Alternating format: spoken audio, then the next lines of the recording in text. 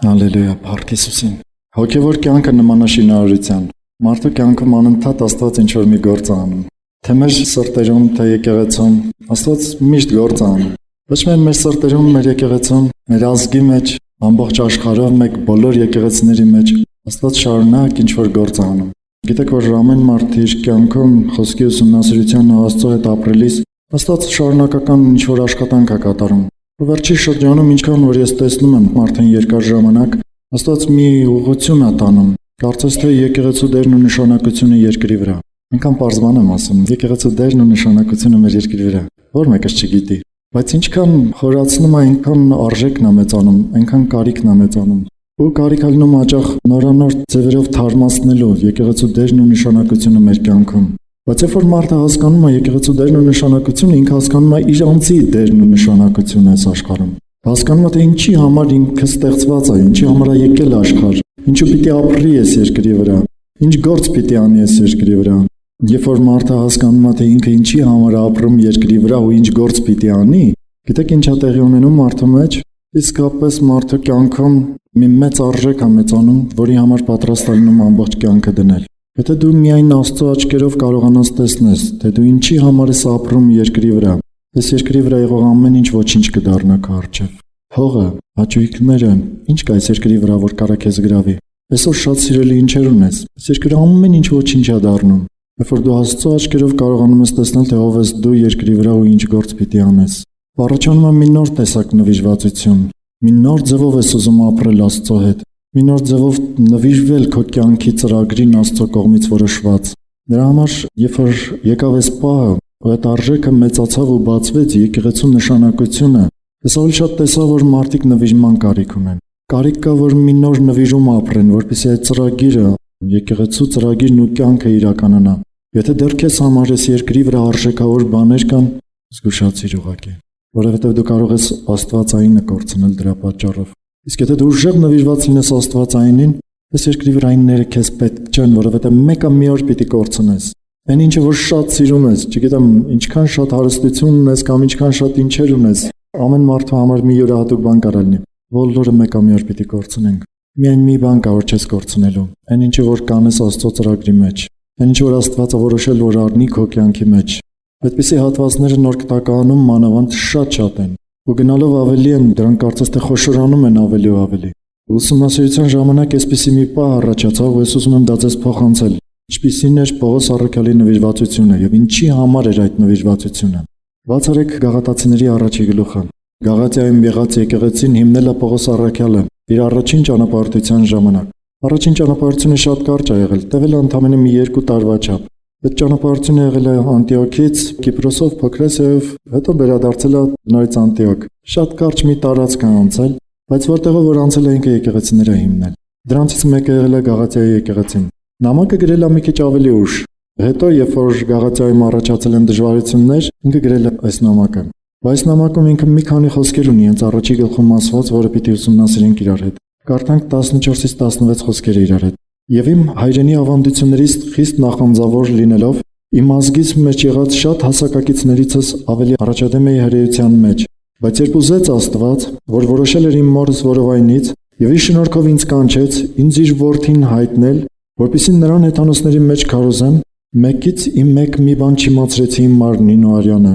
Եկեք մանրամասն ուսումնասիրենք։ Ուրեմն ինչ է ասում։ Ասում է իմ հայրենի ավանդություններից խիստ նախանձավոր լինելով, իմ ազգից մեջ եղած շատ հասակակիցներիցս ավելի առաջադեմ էի հрьяաների մեջ։ Ինչ է ուզում ասի։ Եթե կարդանք սրանից առաջ Պողոս առաքյալը ինչպես էր ապրում, մինչև Հիսուսին ճանաչել, երբ որ դեռ Պողոս չէր, իր անունը Սողոս էր, հիշում եք, չէ՞։ Գործք առաքելոցում փոխվեց իր անունը։ Ուրեմն Սողոս լինելով ինքը իր հրեական ավանդություններին շատ նախանձավոր էր։ Այնքան նախանձավոր էր, որ իր պապերից ավանդված այդ բոլոր ավանդությունները, որ թողել են իրենց, բոլորը կետարկետ պահվեն, պահպանվեն։ Ու բոլոր նրանք, ովքեր հակառակ էին դուրս գալիս պապերից ավանդված այդ օրենքին, կանոններին, ինքը որոշում էր, որ այդ մարդիկ պիտի մեռնեն ու սպանվեն, ու ինքը մեծ հալածանք էր կազմակերպում։ Այնքան նախանձավոր էր, որ ինքը չէր բավարարվում Հրեաստանը մաքրելով ուրիշներից, ուրիշ կրոններից։ Ինքը պատրաստ էր գնալ ամբողջ աշխարհով մեկ։ Դրա համար էլ գրավոր իրավունք վերցրեց պաշտոնյաներից ու գնում էր Դամասկոս, որպեսզի քրիստոնյաներին նեղի։ Այնտեղ կբանտարկեր, կհալածեր, կբերեր Երուսաղեմ, կսպանել կտար, ինչ կաներ, այդ արդեն տեղի չունեցավ, որովհետև ճանապարհին Դամասկոսի Հիսուսը հանդիպեց իր հետ ու ինքը ապաշխարեց։ Ինչն է հետաքրքիր, ասում է իմ հասակակիցներիցս ավելի առաջադեմ էի։ Կարծես թե իր կյանքում մարդիկ, որ շատ ջերմեռանդ են, շատ կրակոտ են, իրենք շատ մեծ հաջողությունների են հասնում։ Առակացում այդպիսի մի խոսք է, ասում է ժիր մարդ տեսել ես, ինքը թագավորների առջև պիտի կանգնի։ Պասիվ, թույլ մարդիկ ոչ մի բանում հաջողություն չեն ունենում։ Ժիր մարդ տեսել ես, ինքը թագավորների առջև պիտի կանգնի։ Այսպիսի մեկն էր Պողոս առաքյալը, մինչև հավատքը։ Ու դրանից հետո էլ դա չփոխվեց, ինքը մնաց նույն ժիր մարդը, նույն ուժեղ մարդը, որ պատրաստ էր այդ նույն էներգիան դնել Հիսուսի համար։ Ինքը դրեց դրա համար իսկապես կանգնեց ինքը թագավորների առջև վկայելու Հիսուսի մասին։ Գործք առաքելոցից հիշում եք երևի։ Բայց այս խոսքը, որ ասում է իմ ազգիս մեջ եղած շատ հասակակիցներիցս ավելի առաջադեմ էի, սա ցույց է տալիս, որ ինքը մեծ կարիերայի ապագա ուներ, կարծես թե։ Մեր ժամանակակից լեզվով ասած, իրեն լավ կարիերա էր սպասվում։ Ինքը կարող էր լավ ծրագիր ունենալ կյանքում։ Գուցե հետագայում կդառնար ինչ-որ պաշտոնյա մեկը, փարիսեցիների փարիսեցի մի մեծ ղեկավար։ Գուցե հետո կդառնար թագավոր կամ չգիտեմ,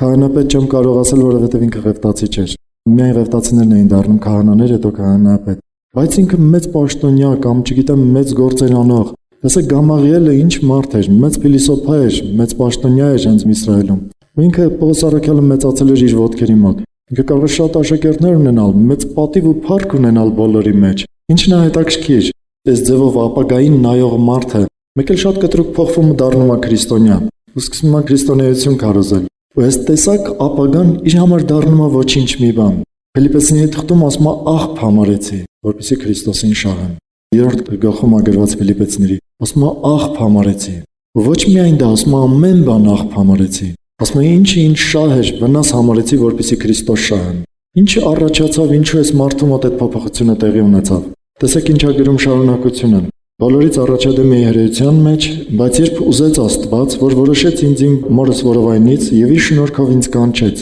Եկեք նույնիսկ այս փոքրիկ նախադասությունը բաժանենք մանր կտորների։ Ասում եմ, բայց երբ ուզեց Աստված, գիտեք, մեկը ես, որ առաջին անգամ կպա Հիսուսին, ճանաչեցի Հիսուսին, այնքան ափսոսեցի, սկսեցի բողոքել Հիսուսին, ասացի, ինչի պիտի ես կպնեի քեզ 30 տարեկանում, ոչ թե 10 տարեկանում։ Ինչու պիտի ես այս գիտությունը, այս ճշմարտությունը իմանայի այս տարիքում, ոչ թե 10 տարեկանում կամ ավելի փոքրից։ Ամբողջ կյանքս ապրած լինեի այս քաղցրության մեջ։ Պատկերացնեք, այսպեսի մի բան առաջացավ իմ մեջ։ Խոսքը ասում է, երբ որ ուզեց Աստված, ինքը գիտեր լավագույն պահը ցանկացած մեկի կյանքում։ Գուցե կամոթել այդպիսի պահ կա, որ մտածում ես ինչու այս ժամանակ, ոչ թե դրանից առաջ։ Հավատա ուղղակի, երբ որ ուզեց Աստված, ինքը գտավ քո կյանքի ամենալավ պահը, գուցե եթե 10 տարեկանում կամ ավելի փոքր հանդիպեր քեզ, հետո ընթացքը բոլորովին վատ գնար կամ ուրիշ ձևով լիներ։ Ինքը գիտի, ինքն է Տերը։ Մենք եզրադրությունների մեջ չընկնենք, բայց ինքն է իսկապես Տերը։ Ինքը որոշեց, որ ինքը ուզեց այս պահին, ուրեմն այս պահը ամենաճիշտն էր։ Դուք վստահում եք Աստծո ամենակարողությանն ու բարությանը։ Ինքը մեծ ու բարի Աստված է, ինքը եթե ուզենար մեզ կհայտնվեր շատ ավելի շուտ։ Բայց Պողոս առաքյալը ասում է, բայց երբ ուզեց Աստված, ասում է, որ որոշեց իմ մորս որովայնից։ Որոշեց մորս որովայնից, այսինքն դեռ չծնված ինքը որոշել էր իմ համար, որ ինձ պիտի կանչի այս ինչ-որ մի տեսակ գործ կատարելու համար։ Հետաքրքիր մի արտահայտություն ասա, երբ որոշեց, որ որոշեց իմ մորս որովայնից։ Գիտեք, սա ցույց է տալիս, որ կարծես թե այդ պահը, որ երբ ինքը ուզեց ու որ որոշել էր դեռ չծնված, այսինքն իմ ծնունդը ինքը նախորդ որոշել էր դեռ չծնված։ Կարող ես հավատալ, որ քո ծնունդը իսկապես ինքը որոշել էր դեռ չծնված։ Ինչ ժամանակի մեջ դու պիտի ծնվեիր, ինչպիսի մարդկանց հետ պիտի ապրեիր, ինչ ընտանիքում, ինչ ազգում, լրիվ իր ձեռքերի մեջ ա եղել։ Ու ոչ մի բան մենք փոխելու կարողություն չենք ունեցել, ու նույնիսկ ընտրելու կարողություն չենք ունեցել։ Հիմա որ մարդիկ պարծենում են, ես մեկ-մեկ ասում եմ, դու ես ընտրել, որ հայ ես ծնվել, եթե ծնվեիր սևամորթ, ինչ պիտի անեիր։ Աստծուն փառք չէիր տալու նրա համար, որ դու ծնվել ես հենց սևամորթ։ Հալելույա Հիսուսին։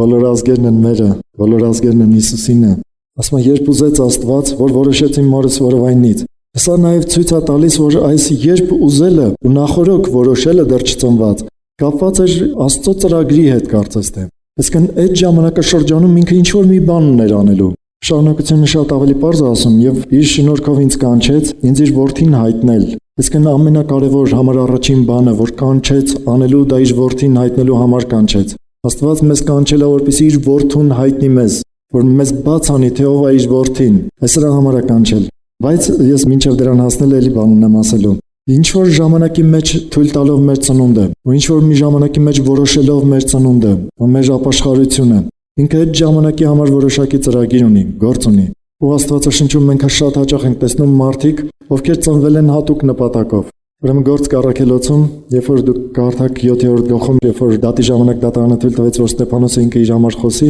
ինքը սկսեց Իսրայելի պատմությունը Աբրահամից, մինչև իրենց օրերը ինքը պատմեց, շատ համառոտ, կարճ, արագ պատմեց։ Ու կարծես թե վերջնականում ուզենար ասել՝ մի հատ նայեք այս ամբողջ ընթացքի մեջ, երբ Սուրբ Հոգուն չեք հակառակվել, դուք հրյաներ, որ Աստծո ժողովուրդ եք կոչվում։ Ամբողջ այս ընթացքի մեջ դուք հակառակվել եք Սուրբ Հոգուն։ Իր ուզածը սա էր, բայց ինչն էր հետաքրքիր, որ պատմելու ժամանակ ինքը պատմական դեպքեր էր պատմում։ Երբ որ հասավ այնտեղը, որ Մովսեսի ծնունդը պիտի ասեր, գիտեք ինչ ոճով է խոսում այդ պահին։ Այսպես ասում, Իսրայելի ժողովուրդը նեղության մեջ էր, եկավ մի փարավոն Եգիպտոսի վրա, որ չէր ճանաչում Իսրայելին, Հովսեփին չէր ճանաչում, սկսեց նեղել Իսրայելին ու դարձնել ստրուկներ։ Ասում հենց այդ ժամանակ ծնվեց Մովսեսը։ Նկատել եք, ասում այդ ժամանակ ծնվեց Մովսեսը։ Այսինքն կարծես դա հենց իր կյանքի ժամանակն էր, որ ինքը պիտի ծնվեր։ Դա հենց այն ժամանակն էր, որ ինքը պիտի ծնվեր ու գործեր այն, ինչ որ Աստված ուզում էր։ Իհարկե այդ գործը սկսվեց իր ծնունդից 80 տարի հետո։ Գիտեք, որ 80 տարեկան էր Մովսեսը, երբ որ Աստված կանչեց, ասեց գնա Եգիպտոսից դուրս բեր իմ ժողովրդին։ Ես հավատում եմ, որ այդ 80 տարին իր նախապատրաստական շրջանն էր,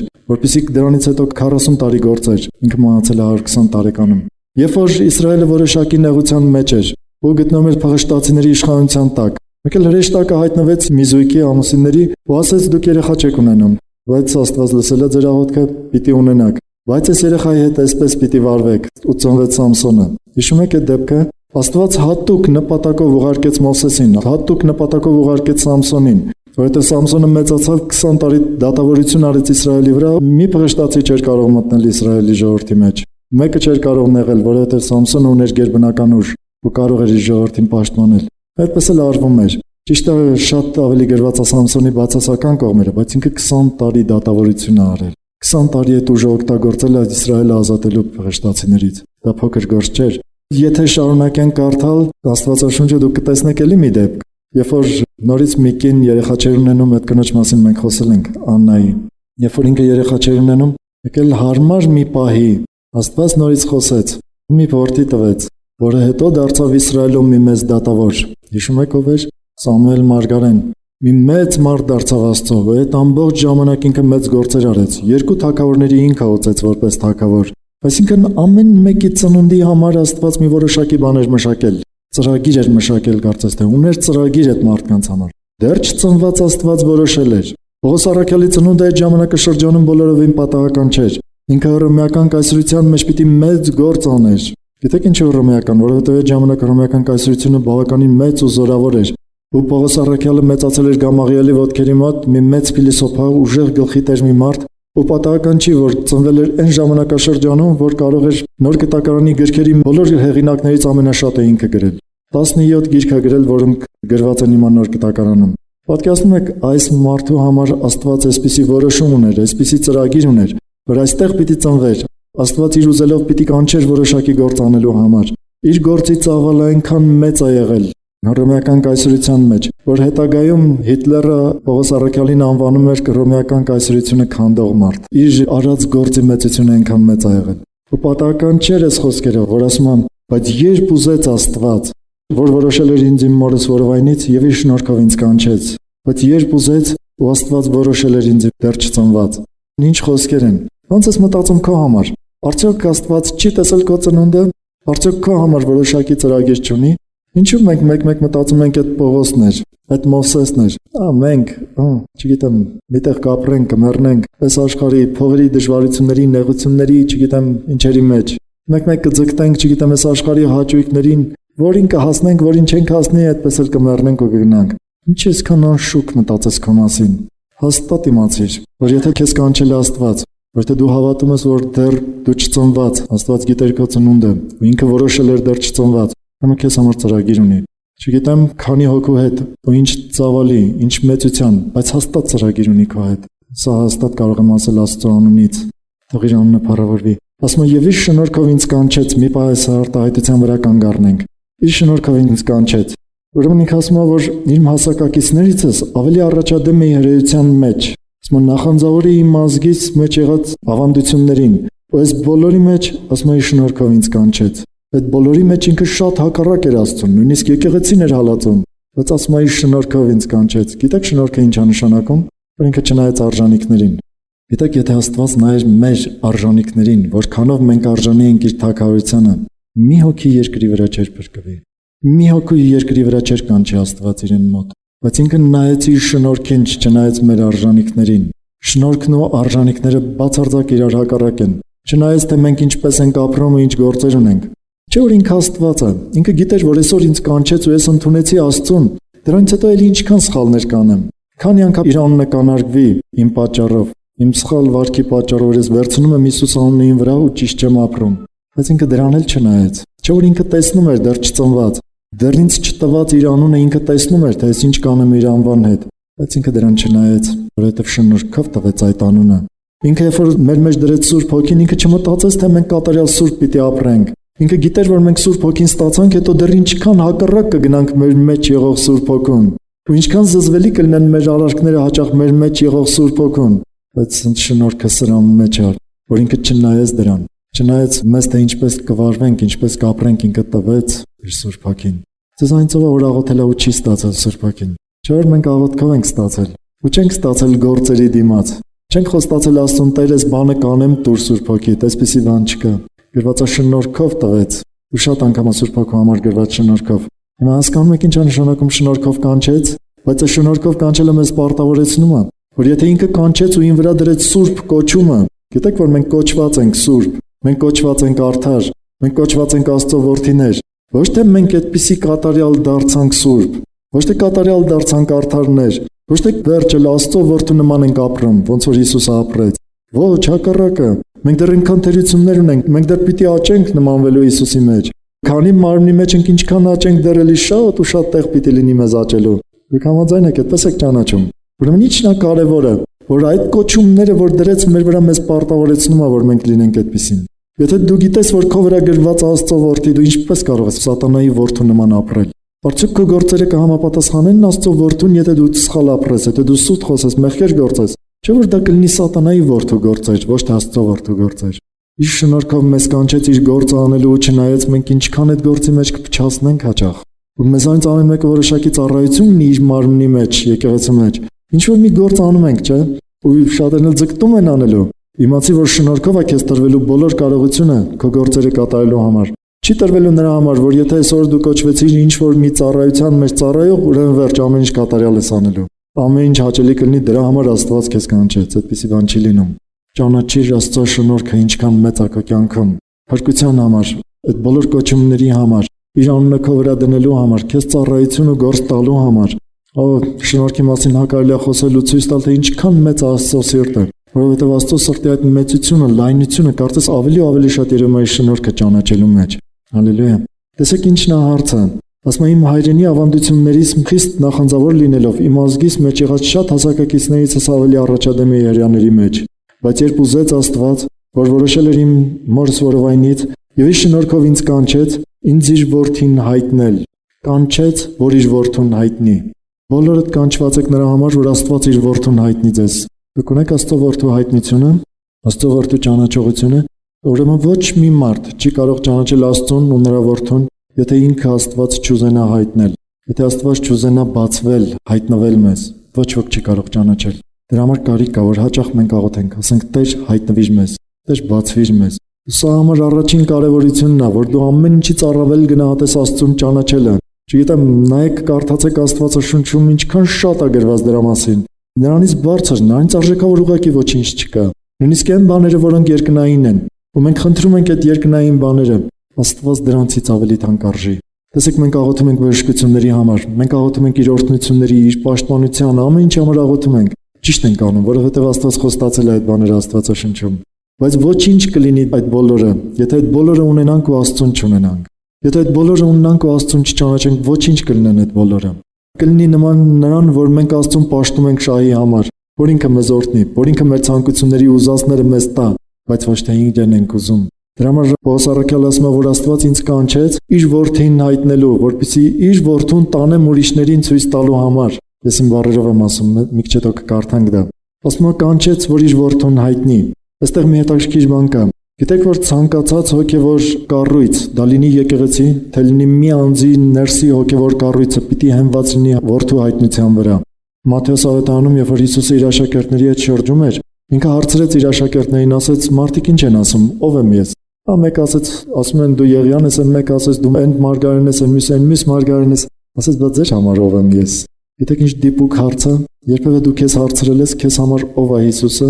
Մի պահ լռեցին աշակերտները։ Եկել Պետրոս ասեց, դու ես Աստծո որդին Քրիստոսը։ Դու ես Աստծո որդին Քրիստոսը։ Հիսուսի խոսքերը գիտեք ինչպիսին էին պատասխանը։ Ասեց, երանի քեզ։ Գիտեք այդ ինչ երանություն Աստծո կողմից հայտնություն ստանալը, Աստծո կողմից հայտնություն ապրելը։ Ես հավատում եմ, որ ձեր մեջ շատերը հայտնություններ ունենում են Աստծոց։ Այդ պահին դուք ինչ երանություն եք ապրում։ Հիսուս ասեց, երանի քեզ, որովհետև մարմինն ու արյունը քեզ չհայտնեցին, այսինքն այս աշխարհի երևույթային բաները քեզ չասեցին, որ ես եմ Աստծո որդին, այլ երկնային Հայրս հայտնեց։ Հետո ասեց, դու Պետրոս ես, այս վեմի վրա ես պիտի սարքեմ եկեղեցին։ Շատ հաճախ այս պահին սխալ են հասկանում մարդիկ, ասում են Պետրոսը դարձավ եկեղեցու հիմքը, Պետրոսի վրա սարքվեց եկեղեցին, սա ճիշտ չի։ Այս հայտնությունն էր վեմը, որի վրա պիտի սարքվեր եկեղեցին։ Դու Պետրոս ես, դա ասվեց Պետրոսին, որովհետև Սիմոն նշանակում էր եղեք, որը շատ տատանվողը, հայտնություն ունենալով ինքը դարձավ քար, որը քամուց չի տատանվում։ Սա էր կարևորը։ Քո ներսի հոգևոր կյանքը արդյոք կառուցվում է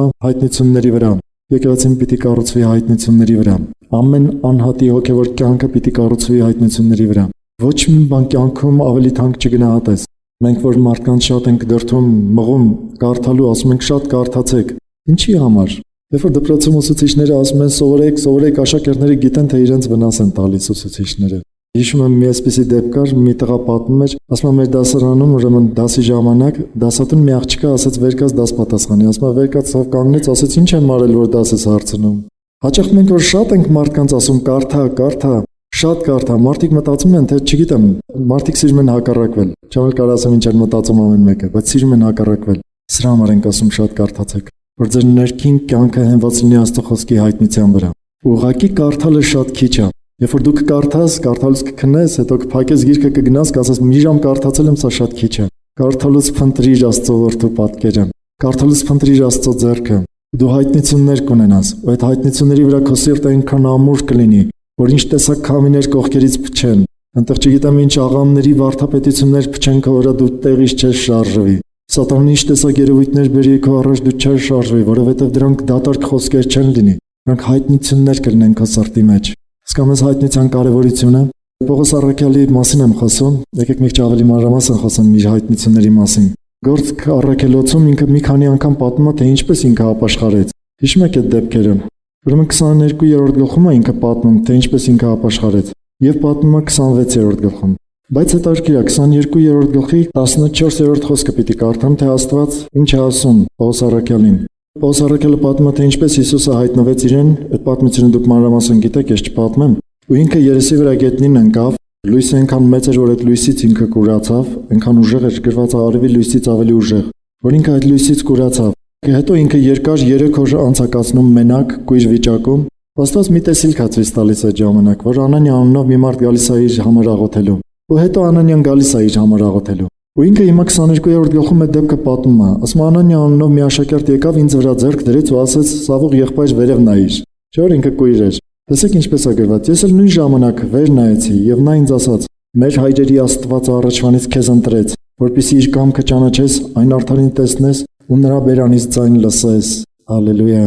Ինչ 3 կարևոր բան ասում, որոնք հենց Աստծո հայտնության հիմքն են կազմում։ Դες 3 հայտնությունները պիտի ունենաս քո կյանքում։ Ասում եմ, ես էլ նույն ժամանակ վեր նայեցի եւ նա ասաց. «Մեր հայրերի Աստվածը քեզ ընտրեց։ Դուք բոլորդ այսօր ընտրված եք, եթե ընդունել եք Աստծո կանչը, որպեսզի իր կամքը ճանաչես։ Քեզ ընտրել է, որ դու իր կամքը ճանաչես։ Սա մի կարևոր բան է, որը կարելի է ճանաչել Աստծո խոսքի միջոցով, իր հետ ապրելու միջոցով։ Քեզ ընտրել է, որպեսզի դու իր կամքը ճանաչես։ Իր կյանքի բոլոր դեպքերի մեջ փնտրիր իր կամքը, ու Աստված կբացի իր կամքը, ու դու կճանաչես այդ կամքը։ Շարունակության մեջ գրված է. «Այն արդարին տեսնես ու նրա բերանից ձայն լսես»։ Ովքեր են որ տեսնում են այն արդարին, այսինքն Հիսուսին։ Ովքեր են որ տեսնում են, սա ֆիզիկապես տեսնելու մասին չի խոսքը։ Ինչքան քրիստոնյաների հետ խոսում եմ, առիթներ են եղել խոսելու, այսպիսի արտահայտություններ շատ եմ լսել, Աստված դրա հետ ինչ կապ ունի։ Այս մարդը չի տեսնում, որ Աստված ամեն ինչի հետ կապ ունի։ Արժի որ դու հայտնություններ ունենաս, որ աչքերդ բացվեն, որ տեսնես Աստված բոլոր դեպքերի մեջ կապ ունի, ինքը կա բոլոր դեպքերի մեջ, ու քո գործողությունները ուղղված են կամ այդ դեպքերի մեջ գտնվող Աստծուն հակառակ կամ այդ դեպքերի մեջ գտնվող Աստծու կողմը։ Դու ունես այսպիսի հայտնություններ, որ կարողանաս բոլոր դեպքերի մեջ տեսնես։ Սրա համար հավատք է պետք, որ դու հավատքով կարողանաս խոսքի մեջ ճանաչել Աստծո որդուն, այն արդարին, ու կարողանաս քո կյանքում տեսնել նրան, ասում նրանից ձայն լսես։ Երրորդը սա էր, նրա բերանից ձայն լսես։ Ես զգուշացնում եմ ուղղակի երբեք ֆիզիկական ձայն չփնտրեք։ Հիսուսի բերանից ձայնը մեր սրտում է հնչում, մեր սրտի խորքում է հնչում։ Մեր սիրտը եթե լցված ալնում ես աշխարհային կեղտոտ բաներով, շատ հաճախ դրանց մեջ կորում է ուղղակի Հիսուսի ձայնը։ Ինչքան դու մաքրում ես քո սիրտը, ինչքան սրբացնում, ինչքան փնտրում ու մոտենում ես իրեն, այնքան այդ ձայնը ավելի հստակ է դառնում։ Կարծում եք մարգարեները ինչպես են ապրում ու դառնում մարգարե։ Կարծում եք ինչպես են իրենք մարգարեություն անում։ Իրենք երկնքից ֆիզիկական ականջով ձայն են լսում, բոլորովին իրենց սրտի մեջ են լսում։ Այդպես երկնքից ֆիզիկապես դեպքեր եղել են, բայց շատը հին կտակարանային դեպքեր են։ Հիմա նոր կտակարանային շրջանում Աստված ուրիշ տեղ չի գտնվում, քո սրտում է գտնվում։ Մկրտված է Սուրբ Հոգով, լցված է Սուրբ Հոգով, նա քո սրտում է գտնվում։ Հենց քո սրտից խոսում է քեզ։ Դու կարող ես լսել նրան, եթե հայտնություններ ունենաս։ Եթե իր հայտնությունները առատ լինեն քո կյանքում, դու քո մեջ կարող ես լսել։ Հալելույա։ Մի ուրիշ տեղում 26-րդ գլխում, երբ որ Պողոս առաքյալը պատմում էր իր դարձը նորից ապաշխարությունը, ես պիտի կարդամ 26-րդ գլխի 16-րդ խոսքը։ Ինքը պատմում է, որ այդ հանդիպումից հետո, Հիսուսի այդ հանդիպումից հետո, երբ որ Անանյան էլ իր համար աղոթեց ու իր աչքերը նորից բացվեցին, կուրությունը անցավ, ինքը գալիս է Երուսաղեմ տաճար ու սկսում է տաճարում աղոթք անել Աստծուն։ Ու աղոթքի ժամանակ նորից Աստված խոսում է իր հետ, Հիսուսը խոսում է իր հետ։ Չէ, սա ներեցեք տեղի ունենում հենց նույն Դամասկոսի ճանապարհին, երբ որ Հիսուսը իրեն հայտնվում է, ինքը ընկնում է գետնին, ասում է՝ «Ելիր ոտքիդ վրա կանգնիր, որովհետև քեզ սրա համար վերցրեցի, որպեսզի քեզ վերցնեմ որպես պաշտոնյա եւ վկա լինելու այն բոլոր բաներին, որոնք տեսար, ու այն բաներին, որոնցով պիտի երևամ քեզ»։ Գիտեք, մենք Հիսուսի վկաներն ենք, բայց ինչով պիտի վկայենք մարդկանց։ Ասում է՝ այն բոլոր բաներին, որոնք տեսար, ու որոնցով պիտի երևամ քեզ։ Երբ որ դու կգնաք անհավատներին ու կասեք Աստված կա, թող դա չլինի չոր խոսք։ Դու կյանքում տեսել ես Հիսուսին, տեսել ես նրա գործերը, տեսել ես ինչով է ինքը հայտնվել քեզ, երևացել քեզ։ Այդ բաները պատմիր մարդկանց, որովհետև դրանք կլինեն իրական։ Եթե դու ուղղակի պատմես, թե Պողոս առաքյալը ինչպիսի հայտնություններ է ունեցել, դա կլինի Պողոս առաքյալինը, բայց դու պատմիր դու ինչ ես ունեցել Աստծուց, դու ինչպես ես ապրել։ Ու ինքը ասում է, որ ես քեզ վերցնում եմ որպես պաշտոնյա։ Գիտեք, որ սա մի յուրահատուկ առաքելական պաշտոնը չէր, սա ցանկացած քրիստոնյայի պաշտոնն էր։ Թեև իր պաշտոնը առաքելությունն էր հայտանոսների մեջ, բայց տվյալ դեպքում վկայելը մարդկանց, այն ինչով որ Աստված քեզ հայտնվել է, սա բոլորին է վերաբերվում։ Դու կարող ես ցանկացած մարդու պատմել, թե ինչով Աստված հայտնվել է քեզ։ Ասում եմ, քեզ վերցրեցի որպես պաշտոնյա եւ վկա լինելու այն բաներին, որոնք տեսար, եւ այն բաներին, որոնցով պիտի երևամ քեզ։ Պողոս առաքյալին սրանով Հիսուսն ասում էր, որ դեռ շատ բաներով պիտի երևա Պողոսին։ Ես ասում եմ, որ դեռ շատ բաներով Հիսուսը պիտի երևա ձեզ, ու դրանով դուք պիտի դառնաք իր վկաները, իր պաշտոնյաները, ու պիտի տանեք այն բաները, որոնցով երևացել է ձեզ, պիտի տանեք հեթանոսներին, ցույց տաք մարդկանց։ Ասեք, այս բաներով ես տեսել եմ Հիսուսին, ես ճանաչել եմ իրեն։ Ու այդ մարդկանց համար դա կլինի իրականություն, որովհետև դու կասես ես։ Երբ որ ասում ես ինչ որ մեկը, մարդիկ կասկածում են, երբ որ ասում ես ես, ավելի ուժեղ են հավատում։ Դու ունես այս հայտնությունները։ Հիմա դե պատկերացրու։ Հիսուսը, որ Պողոս առաքյալին ասում էր, ես քեզ կերևամ, կհայտնվեմ, այսպիսի բաներ տեղի կունենա քո կյանքում ու դրանցով կլինես իմ վկաները։ Ինչ էր սրանով ուզում ասել, որ դու կդառնաս կարծես թե իմ հայտնությունները ունեցող մի հատ մարդ, որը պիտի խնամքով պահի այդ հայտնությունները, չկորցնի ու դա պատմի մարդկանց։ Ու ջան քանի որ դրանք էլ ավելի շատանան իր կյանքում։ Դրա համար Պողոս առաքյալը Կորինթացիներին գրում է, առաջի Կորինթացիների 4 գլխի հենց առաջի խոսքում է գրված։ Գրված է, որ մեզ նայեք որպես Աստծո խորհուրդների տնտեսներ, որպես մի մարդ, որը ունի Աստծո խորհուրդների բազմություն է իր ձեռքի մեջ։ Տնտեսությունը կարծես թե ամբողջը տրված է իր տնտեսության մեջ։ Տնտեսի համար կարևոր է, որ ինքը հավատարիմ լինի։ Այն ինչ որ տրված է իրեն պահելու ու փոխանցելու մարդկանց, դրանցից ոչ մեկը չկորցնի, չփչացնի, նաև չթաքցնի մարդկանցից, որովհետև դա դրա համար է տրված։ Տնտեսի համար կարևոր է, որ ինքը բազմացնի, շատացնի իր տնտեսությունը, մեծացնի։ Չգիտեմ ով է հեղինակը 119-րդ Սաղմոսի։ Ընդամենը կարծիքներ կան, թե ով է գրել այդ Սաղմոսը։ Բայց 119 Սաղմոսի 14-րդ խոսքում կարող եք կարդալ, մարդը ասում է՝ «Պիտի ուրախանամ քո հայտնություններով, որոնք իմ հարստությունն են»։ Ասում է՝ «Պիտի ուրախանամ քո հայտնություններով, որոնք իմ հարստությունն են»։ որպես թե հարստությունով պիտի ուրախանան։ Այսօր մարդիկ ուրախանում են փողով, ուրախանում են պաշտոնով, ուրախանում են, որ իրենց հաճույքներ են ձեռք բերում։ Դու ուրախանում ես հայտնություններով Աստծո։ Սա պիտի լինի քո կյանքի ամենաառաջնային բանը։ Որտեղ էլ լինես դու կարող ես հայտնություններ ունենալ, որովհետև որտեղ էլ լինես Հիսուսը քեզ հետ է լինելու։ Չգիտեմ ապագայում ինչ կյանք է սպասվում, ինչ դժվարություններ։ Կմնաս Հայաստանում, կհեռանաս Հայաստանից, կլինես բանտում, կլինես ազատության մեջ, կլինես ճոխ, չգիտեմ, մեծ հարստության մեջ, թե աղքատության մեջ, հիվանդ, թե առողջ, սա կարևոր չի, Հիսուսը միշտ քեզ հետ է լինելու, ու ինքը միշտ կարա քեզ երևա, կարա միշտ քեզ խոսի իր հայտնություններով։ Ուզում ես սա ունենաս, ուզում ես հարստանաս հայտնություններով, ուրեմն ջանքարա դրա համար, սիրտը տրամադրի դրա համար, հավատա, որ դու իզուր չես ծնվել, որ դու ծնվել ես նպատակի համար, ու այն հայտնությունները, որ դու ձեռք կբերես Հիսուսից, հիմիկվանից, ինչքան որ ձեռք ես բերել, ու ինչքան էլ որ դեռ պիտի ձեռք բերես, որոշում կայացրու, որ դրանք պիտի պահես մարդկանց պատմելու ու Հիսուսին վկա լինելու համար դրանցով։ Հալելույա Հիսուսին։ Եկեք շարունակենք Գաղատացիների թղթից կարդալ մի փոքրիկ տեղել։ 16-րդ խոսքում սկսվում է այսպես. Ինձ իր որդին հայտնել, որպեսզի նրան հեթանոսների մեջ քարոզեմ։ Այո, Պողոս առաքյալի առաքելությունն էր, որ ինքը Հիսուսի հայտնությունները տաներ, ված իր որդին հայտնի, որ քարոզեմ հեթանոսների մեջ։ Որդու հայտնությունները տեղափոխեր հեթանոսների մեջ, որոնք բոլորովին գաղափար չունեին միակ ճշմարիտ Աստծո մասին։ Եվ Պողոս առաքյալը ստանալով այդ հայտնությունները, այն բաները ինչ որ տեսավ, ինչ որ լսեց Հիսուսից, ինքը տեղափոխեց իսկապես հեթանոսների մեջ, ու շատ հեթանոսների համար Հիսուսը դարձավ իրականություն։ Կարծում եք հեթանոսները մեզանից հեռու են, ուղղակի պատուհանից դուրս նայեք։ Ինքան մարդ կտեսնեք, որոնք չեն ճանաչում ճշմարիտ Աստծուն, ովքեր կարիք ունեն, որ դու հայտնությունները տանես իրենց։ Աստված քեզ վերցրել է որպես պաշտոնյա, իր հայտնությունների համար վկա եղող մարդ, որ դու ստանաս այդ հայտնությունները ու գնաս ասես ես տեսել եմ Հիսուսին, ես լսել եմ Հիսուսին։ Եղել է որ անհավատների հետ խոսեք, ու մեկը իրենք հարցնում ասեն տեսել ես Հիսուսին։ Վստահ ասում ես տեսել եմ, ոչ թե այս աչքերով, սրտիս աչքերով, տեսել եմ, գիտեմ, ճանաչում եմ, համառել եմ։ Այ այս դեպքում դու վկա ես։ Դրա համար, որպեսզի դու տեսնես, լսես, ճանաչես, համառնես, կարիք կա որ դու շատ հայտնություններ ունենաս, հալելույա։ Շարունակության մեջ այսպես է գրված. Ինձ իր որդին հայտնել, որպեսզի նրան հեթանոսների մեջ քարոզեմ, ես չկարդամ արևմտահայերեն, ասեմ իմ բառերով, ասում եմ բոլորովին խորհրդի չնստեցի իմ մարմնի ու արյան հետ։ Ասում Աստված որոշել էր իմ մորս որովայնից, երբ որ ուզեց ինձ կանչեց,